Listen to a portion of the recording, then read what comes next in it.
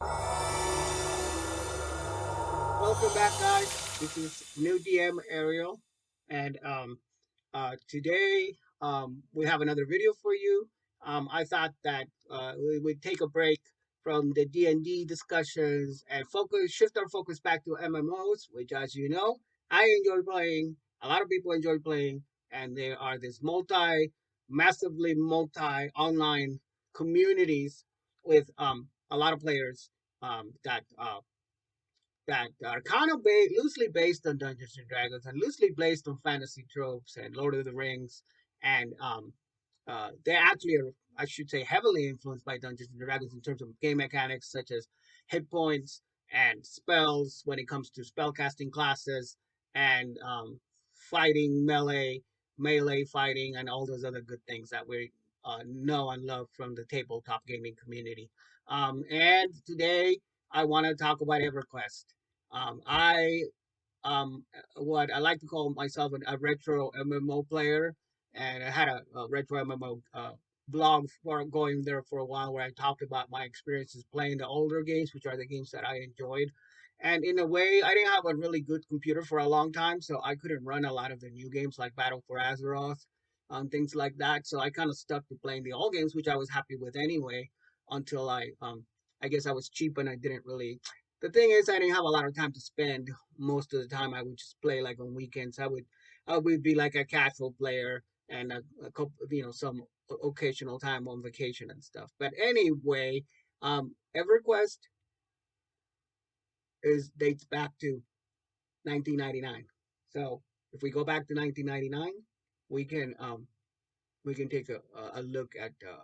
I remember reading a magazine article. I think it was Time magazine that talked about EverQuest. So I will show you some character um, the character creation, like we've done in previous videos, and talk about how characters are created from the ground up using this great old um, RPG, MMORPG, EverQuest.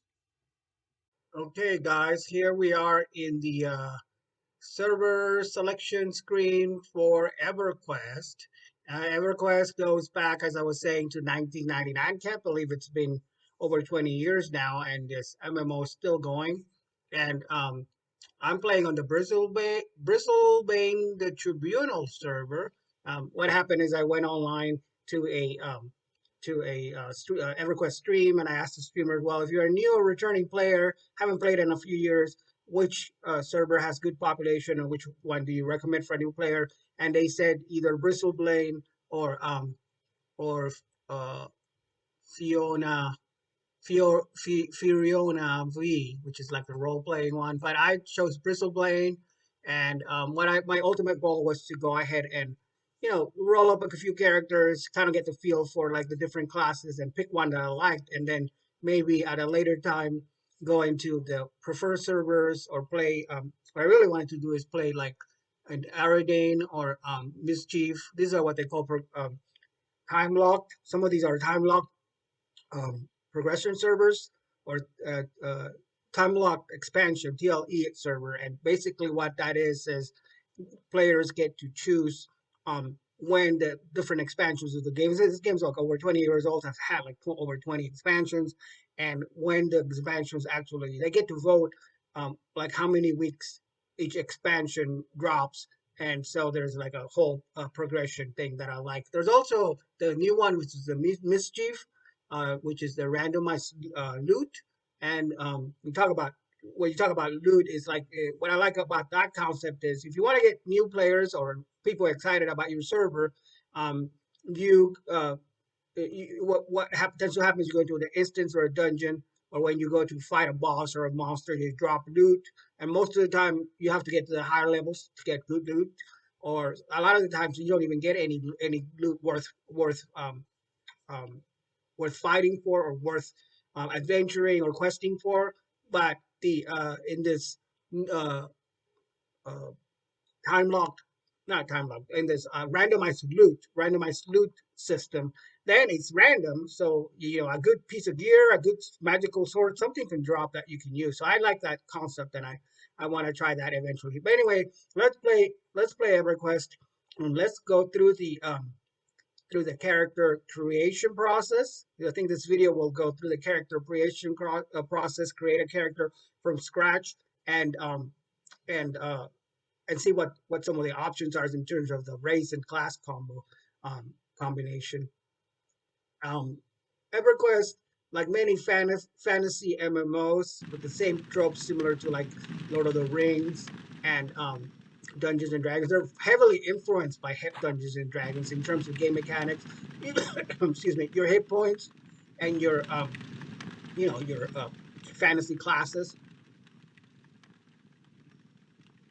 alignment system, which we'll go into in just a little bit when we create the character. Now, in the free player, a free server, you can buy characters or you can buy more slots, but they'll usually get two free ones. So I have my dwarf berserker Krasnov, which I started leveling or started playing this week when I got back into the game. And I had to start from scratch because I guess they wiped some of the characters from the old server, or they do a lot of server mergers. When they have low population, sometimes the servers combine and they have one big server instead of a bunch of little ones with low population. So I think that's what happened. I'm not entirely sure, but I rolled up a new one just for the fun of it, and so I have Krasnov, the dwarf berserker, and I did have the Zergmaster one, which I'm going to delete just for purposes of demonstration. I'm pretty sure I can get this name back. Zergmaster, okay, because we can only have two characters at a time. What happened? Zergmaster should be deleted. And he is. Okay. So we'll create the character from scratch. And I'm not going to go through all the classes, I don't think, because there's just too many of them. Well, you look at all these races, and look at all this. Each class will have a corresponding, um, each race rather will have their corresponding class. So you have your basic male and female. And so if you go into male character, you can be a barbarian, you could be a dark elf, old dwarf, basically all the fantasy ones that we're familiar, like a gnome, ogre, um, and a wood elf, the different types of elves. If my friend uh, Henry Montemayor is watching, Henry likes all the cat people in games, so he would be a Bashir. Um, there's some that are unique to just EverQuest, to Norath, which is the game world in EverQuest. So we have your typical tank of barbarians. A hardy race of barbarians or Northmen use their wisdom and formidable brawn to defend honor and justice. So they're just, if you want to play a like a tank or like a powerful melee character, and they could be a beast lord, berserker. I already have a berserker, um, rogue, shaman, or warrior. And then you have your dark elves, the different kinds of elves. Your dark elf and your more traditional wood elf. Um, the thing with the more evil classes, I don't know if dark elf is completely evil. Let's read the description. The Teardal, or dark elves, are a twisted reflection of the elves of light.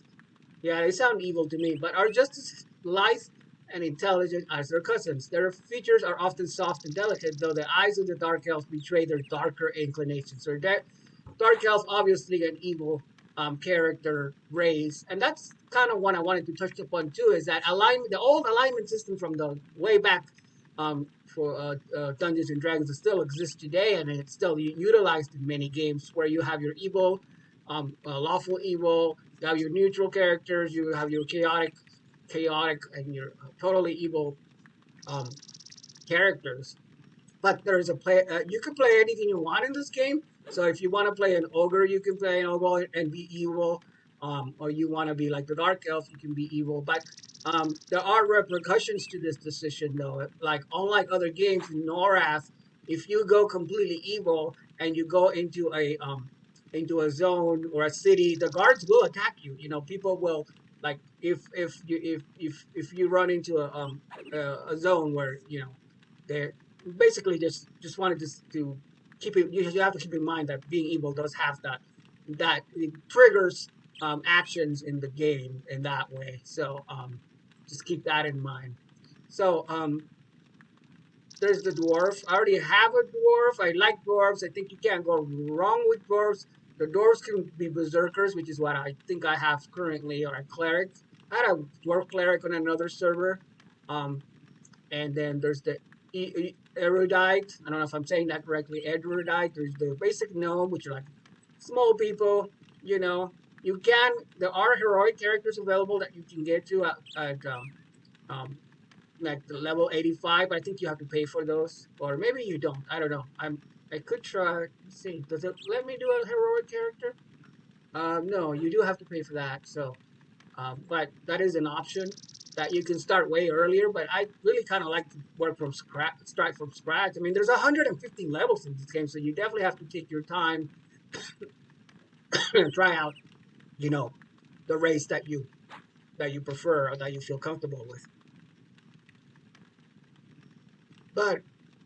But the disadvantage of starting at a higher level is you don't get to learn the game mechanics. So I never like to start with these heroic characters. Unless I was like in a guild or I had a friend that was in a group that was already higher level and wanted to just for me to join.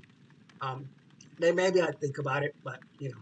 So let's go with the male and let's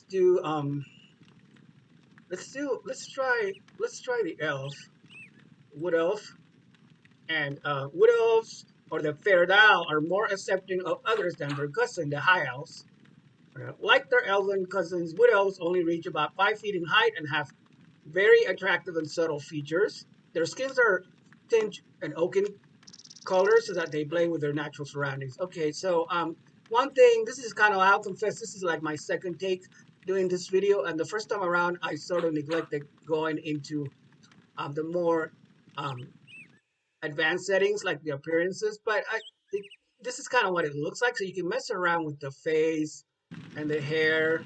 You know, this is all standard fare for this type of games. You can randomize it. See, find one that you like.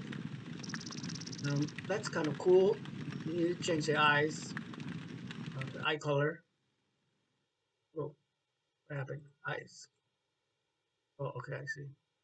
So the colors are changing. Yeah, kind of good.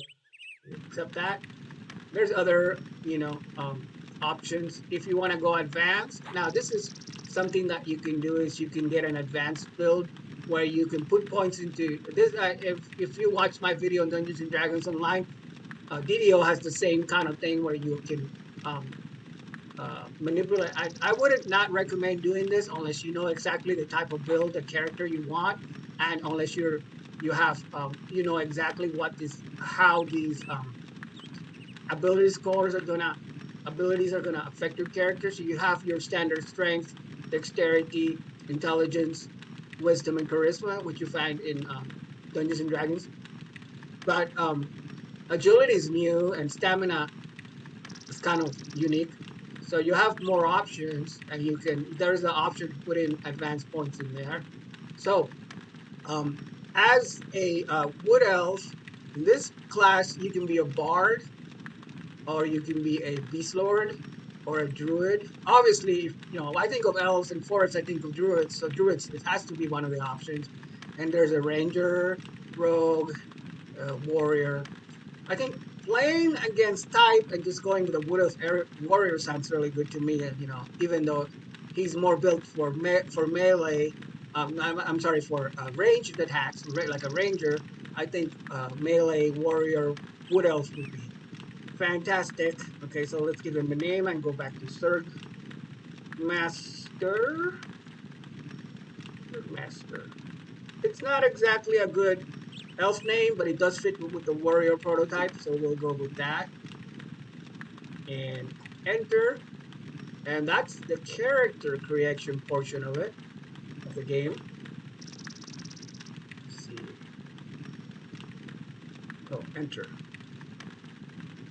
Okay, so then what happens is once you hit enter, you go straight into the Mines of Blooming Deep, which is the newbie zone. So usually I like to stick around, complete the tutorial in that newbie zone, get some free gear, Get like you can get like a equipment like a sword or something that you can use, and then and learn the mechan. If you're a new player, you want to learn the mechanics, and it teaches you. You go through basically go through like tutorials with NPCs, and the NPCs all tell you, you know, how to how the functions work. You know, oh, there's this little intro which I usually skip. You can, if you have this game and you install the game, you can go through. It's kind of a text-based introduction of the zone, the newbie zone, but it's not crucial to anything game related. That's basically EverQuest in a nutshell. Let me zoom out here. So you get this is the first guy that you talk to, Arius, the NPC that the tells you um, about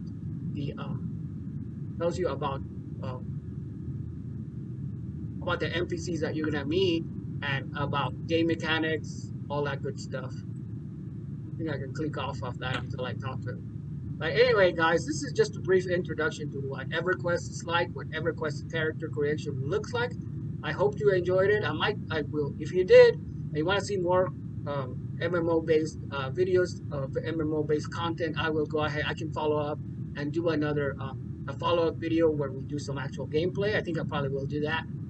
But for now, this has been Ariel, Noob DM Ariel, and have a great afternoon. And I will talk to you guys, or have a great night if you happen to be in a different zone. And I will talk to you guys at a later time. And don't forget to like and subscribe this video if you want more content like this.